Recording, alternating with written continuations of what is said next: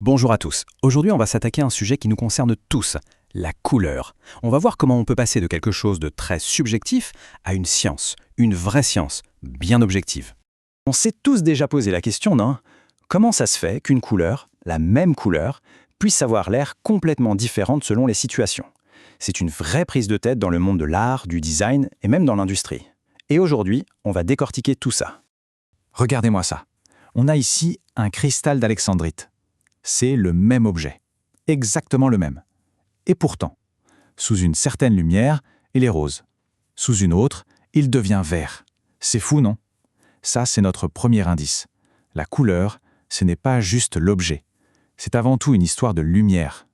Et ça nous amène à ce vieil adage que tout le monde connaît, la nuit, tous les chats sont gris. Eh bien, ce n'est pas qu'une simple expression. C'est littéralement un fait scientifique. S'il n'y a pas de lumière, eh bien, il n'y a pas de couleur. Point.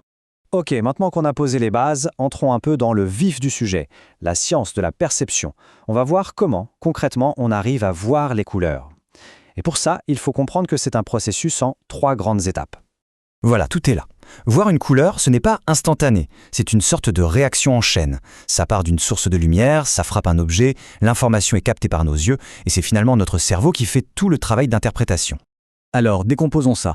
D'abord, la phase physique, la lumière qui interagit avec la matière. Ensuite, la phase neurophysiologique, nos yeux avec leurs récepteurs qui détectent cette lumière.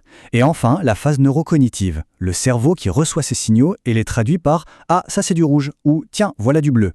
C'est ce voyage de la physique à la psycho en passant par la bio qui explique pourquoi c'est si compliqué de se mettre d'accord sur une couleur. Bon, on a compris comment ça marche. Mais maintenant, comment on fait pour en parler ? Comment s'assurer que quand je dis bleu, on pense tous au même bleu? C'est la question à 1 million. Mon bleu ciel, est-ce que c'est le même que le bleu ciel de mon voisin? Sans un langage commun, une sorte de règle du jeu, on reste dans le flou, dans le subjectif. Il nous faut absolument un système. Et ce système, il existe. L'un des pionniers, c'est le système Munsell qui date quand même de 1905. L'idée, c'est d'organiser toutes les couleurs possibles dans un espace, une sorte de carte en 3D. Et comment ça marche cette carte? C'est simple. Il y a 3 dimensions. La teinte, c'est la couleur de base, en quelque sorte. Rouge, vert, bleu. La valeur, c'est si cette couleur est claire ou foncée. Et le chroma, c'est son intensité, sa vivacité.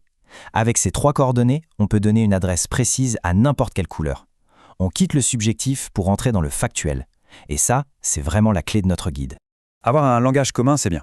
Mais pour une précision chirurgicale, disons, même les mots ne suffisent plus. Il faut aller encore plus loin. Il faut des chiffres. On va passer au langage universel, les maths.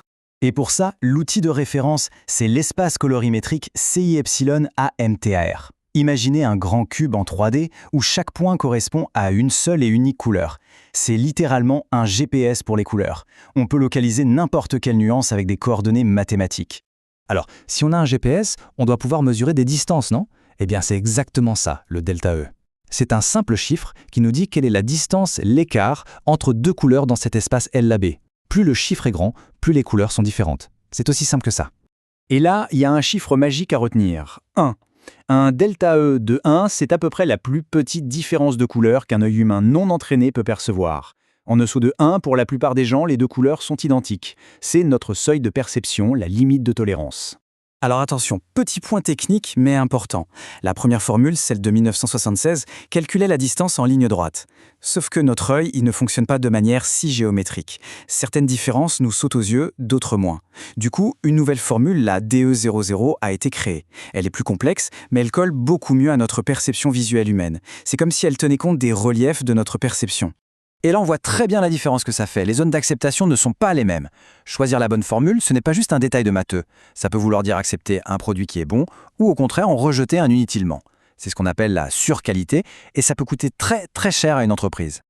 Ok, on a le langage, on a les maths, mais il reste un dernier problème, et pas des moindres. La texture. Comment on fait pour mesurer la couleur pure d'un matériau sans être trompé par sa surface, qu'elle soit brillante, mate ou rugueuse? C'est flagrant sur cet exemple. On a le même matériau, les mêmes pigments. Mais d'un côté, la surface est lisse, de l'autre elle est rayée. Et pourtant, on a l'impression de voir 2 couleurs différentes. Alors, laquelle est la vraie couleur? Comment on fait le tri? La solution, ce sont les instruments de mesure eux-mêmes qui proposent 2 modes de lecture. le mode SCE, qui veut dire composante spéculaire exclue. En gros, il mesure la couleur telle qu'on la voit, avec son brillant, sa texture. C'est la mesure de l'apparence. Et puis il y a le mode SCI, composante spéculaire incluse. Lui, il va ignorer tous les effets de surface pour ne mesurer que la couleur intrinsèque du matériau, sa couleur vraie. L'un, le SCE, va servir au contrôle qualité. Est-ce que le produit final a la bonne apparence? L'autre, le SCI, va servir pour la formulation. Si on veut recréer une couleur, on a besoin de sa recette de base, sans les effets de surface. Avec ces deux modes, on a vraiment une boîte à outils complète pour maîtriser la couleur de A à Z. Alors, pour résumer, qu'est-ce qu'on doit retenir de tout ça?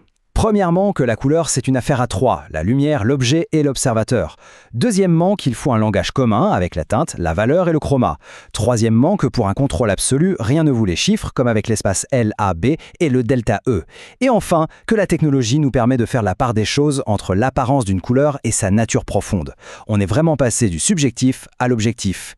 Et ça nous laisse avec une question assez vertigineuse. Maintenant qu'on peut mesurer, quantifier, contrôler la couleur avec une objectivité quasi totale, qu'est-ce que ça change pour quelque chose d'aussi personnel, d'aussi subjectif que la beauté? Finalement, est-ce que la science peut nous aider à comprendre l'art? C'est une question fascinante pour terminer.